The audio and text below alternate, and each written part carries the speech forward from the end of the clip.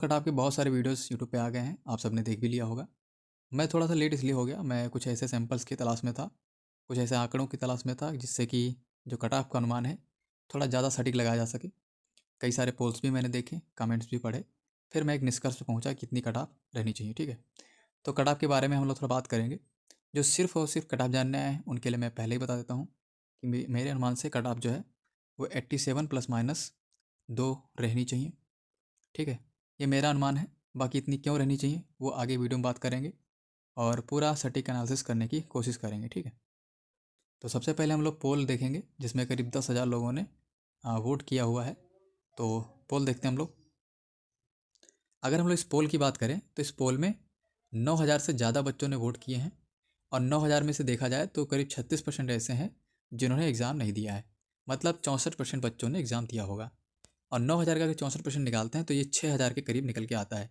मतलब 6,000 बच्चे जो हैं उन्होंने एग्ज़ाम दिया होगा, उन्होंने यहाँ पे वोट भी किए हैं। ठीक है, 6,000 में से अगर देखा जाए कितने बच्चे जो हैं 87 से ज़्यादा प्रश्न सही कर रहे हैं तो वो करीब निकल के आते हैं 2,500 लोग। ठीक है, 2,500 ऐसे हैं 6,000 में से जिन्होंने 87 से ज़्यादा प्रश्न सही किए हैं इस पोल के अनुसार। ठीक है, अगर हम लोग समान रेशियो मानते हुए सैंपल का आधार अगर बड़ा करते हैं कि मान लिया जाए कि यही अगर रेशियो रहता है और सैंपल का आधार बड़ा कर दिया जाए तो 12,000 करने पे अगर सैंपल का आधार 12,000 कर दिया जाए तो बच्चे हो जाएंगे 5,000। ठीक है, जो कि 87 से ज़्यादा प्रश्न सही करेंगे।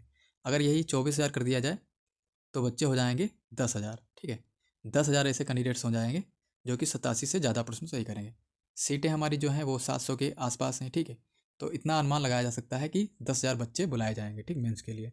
और 24,000 का जो आंकड़ा है सैंपल का आधार जो है कि 24,000 जो बच्चे हैं वो एक काफ़ी बड़ा आंकड़ा है। ठीक है, और लास्ट टाइम भी मैंने इसी आधार पे एनालिसिस किया था और कट ऑफ भी लगभग सही निकली थी। ठीक है, क्योंकि पढ़ने वाले जो बच्चे हैं वो करीब वही 25 से 30,000 लोग जो होते हैं उन्हीं में से कट ऑफ जो है डिसाइड होती है। ठीक है, बाकी एग्ज़ाम बहुत सारे लोग देते हैं लेकिन कट ऑफ जो डिसाइड करते हैं ठीक है वो मैक्सिमम 25,000 लोग होते हैं, 25 से 30,000 इन्हीं पे कट ऑफ डिसाइड होती है। ठीक है, तो आप ये मान सकते हैं कि 24,000 बच्चों में से जो 87 से ज़्यादा प्रश्न सही करेंगे वो करीब 10,000 लोग होंगे। ठीक है, तो इस आधार पर अगर देखा जाए तो मुझे जो लग रहा है कि 87 के आसपास जो है वो कट ऑफ रहेगी। ठीक है, 87 के आसपास जो है 10,000 बच्चे बुलाए जाएंगे। ठीक है, 87 से ज़्यादा प्रश्न वाले।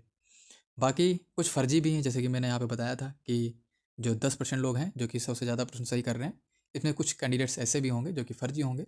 तो अगर इनको फर्जी भी निकाल दिया जाए तो मुझे लग रहा है कि 87 से 1-2 क्वेश्चन जो है वो कम भी जा सकती है। ठीक है, इसीलिए मैंने आपको बताया कि 87 प्लस माइनस 2 कट ऑफ रहने की ज़्यादा उम्मीद है। ठीक है, बाकी कुछ लोगों का मानना है कि आर का कट ऑफ बहुत हाई गया था तो पीसेस का भी हाई जाएगा।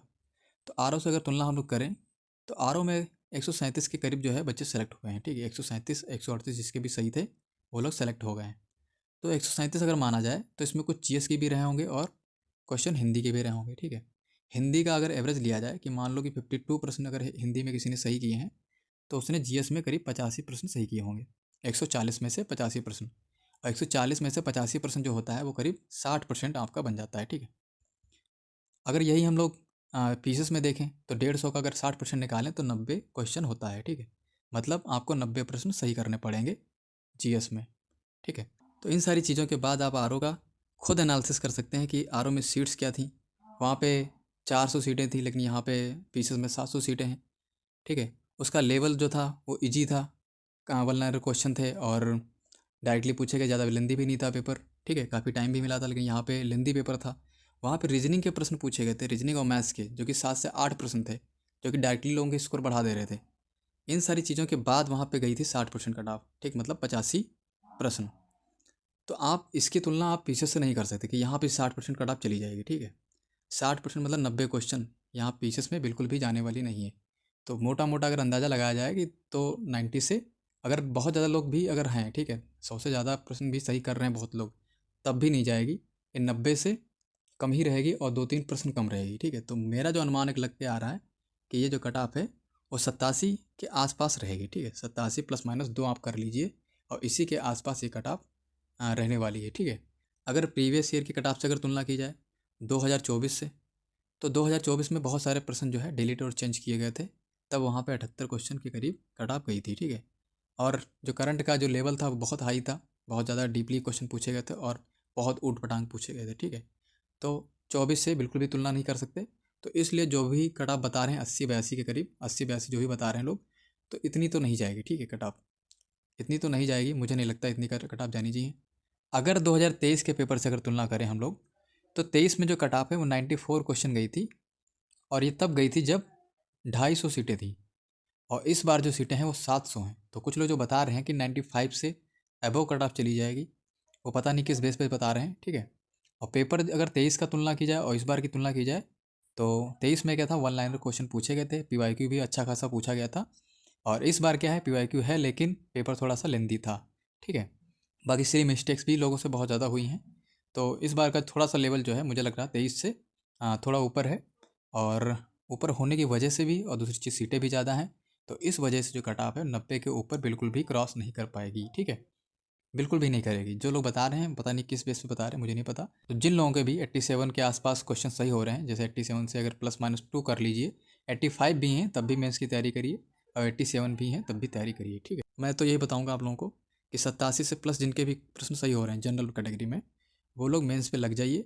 और आप लोग डिस्क्रिप्शन में एक वीडियो चेक करिएगा, मेरा RTI वाला वीडियो है, उसमें मैंने बताया है कि मेंस की तैयारी कैसे करनी है और किन किन चीज़ों को ध्यान रखना है, वो सारी चीज़ें मैंने उसमें बताई हुई हैं, ठीक है। तो उस वीडियो को पहले देखिए, फिर आंसर राइटिंग करिए। राइटिंग कैसे करनी है वो सारी चीज़ें उसमें बताई गई हैं, ठीक है, उस वीडियो में, RTI वाले वीडियो में बताई गई हैं।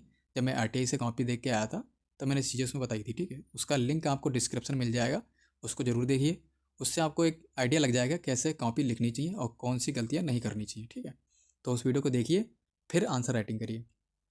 बाकी मेरी कोशिश भी रहेगी कि दिवाली के बाद 2 से 4 प्रश्न जो है वो डेली हम लोग मेंस के फ्रेम करेंगे, और उससे आपको काफ़ी हेल्प मिल जाएगी, ठीक है।